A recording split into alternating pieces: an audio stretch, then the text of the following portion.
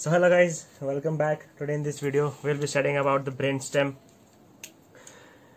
I'll be uploading new series related to neuroanatomy, from where I'll be starting from the central nervous system, and in the later videos I'll be teaching you about the peripheral nervous system. Today I'll not be making diagrams by myself because it will take very much time. So let me first tell you what is brainstem. Brainstem is a part of central nervous system which contains three parts: the midbrain, pons, and the medulla. It is called as pons. It is also called as medulla oblongata or oblong medulla.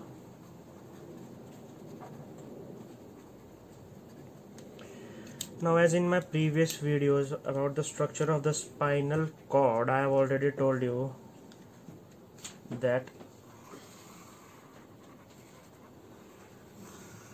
this was the spinal cord, this was anterior median fissure, and this is posterior median sulcus. I will not explain you about the structure of spinal cord, but let me tell you. Now first I'll be telling you about the external features of the medulla oblongata.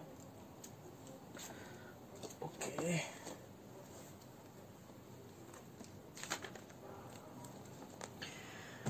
So guys, this portion is called as medulla oblongata. The atlas is international addition for netters. You can see it from there. This portion where medulla oblongata and pons are joining, this is called as pontomedullary junction.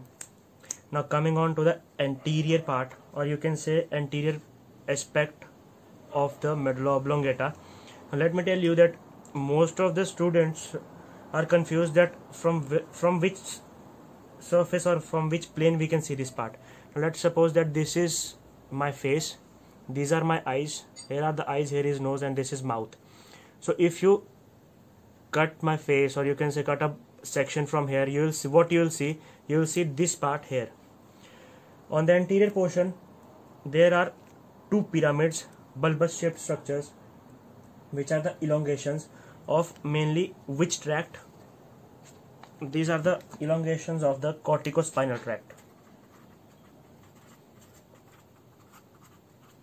Corticospinal tract.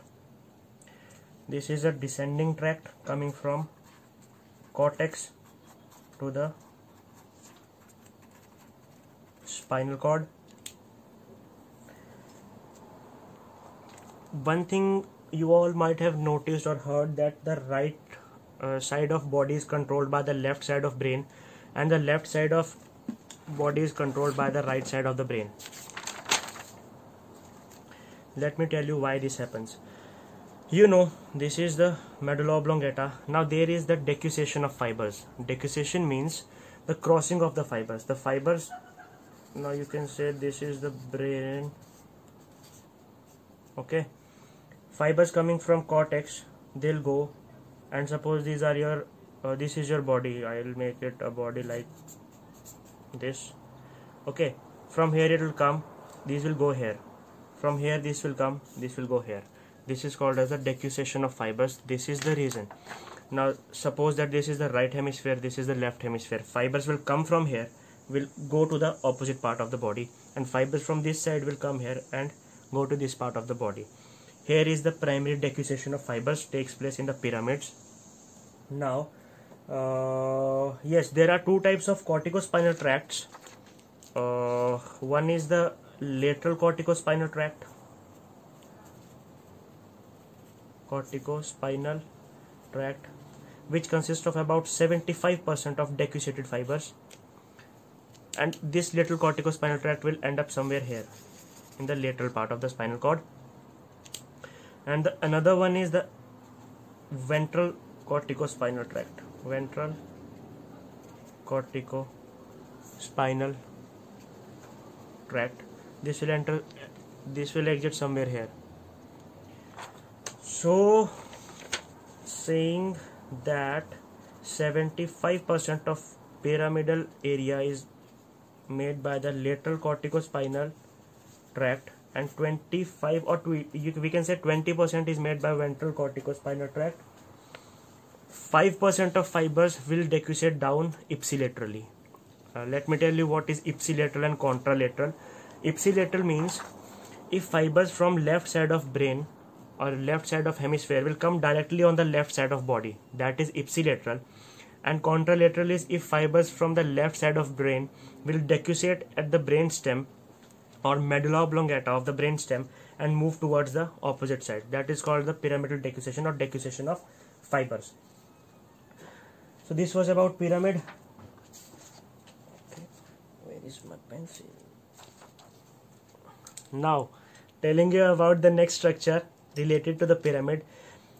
Laterally to the pyramid there are two bulb-like structures called as the olives. Inside them is the inferior olivary nucleus. Okay, now one of the most important thing, in between the two pyramids there is a part called as this is the anterior median fissure, which will attach to the anterior median fissure of the spinal cord. In between the olives and the pyramids, this is called as anterolateral sulcus. From the anterolateral sulcus, you can say, okay, between pyramid and olives is the anterolateral sulcus, the originating area of the hypoglossal nerve.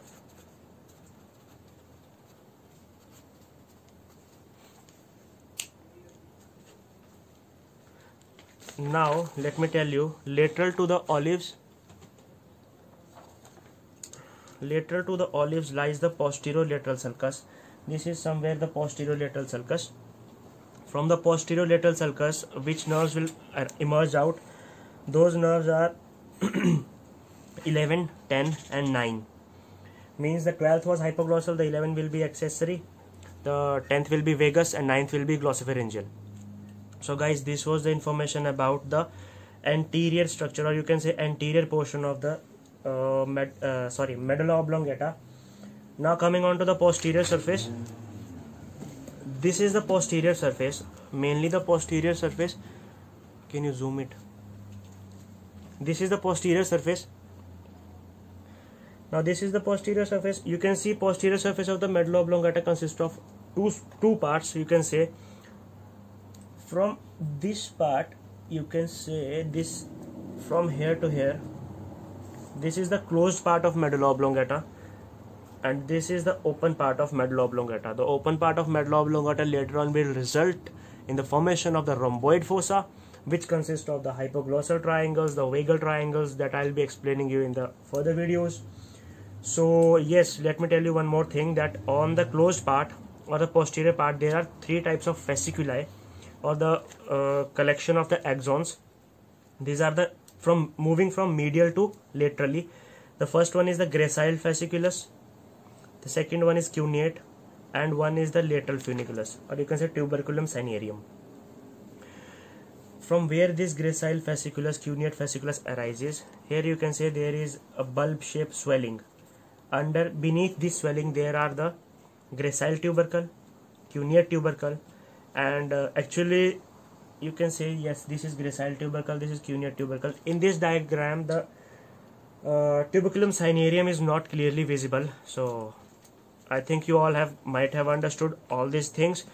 I would have explained all these things in detail, but the video will get longer and nobody is interested in viewing longer videos on YouTube. So thank you guys, this was all information about medulla oblongata external features. Hope you all like this video. Thank you so much.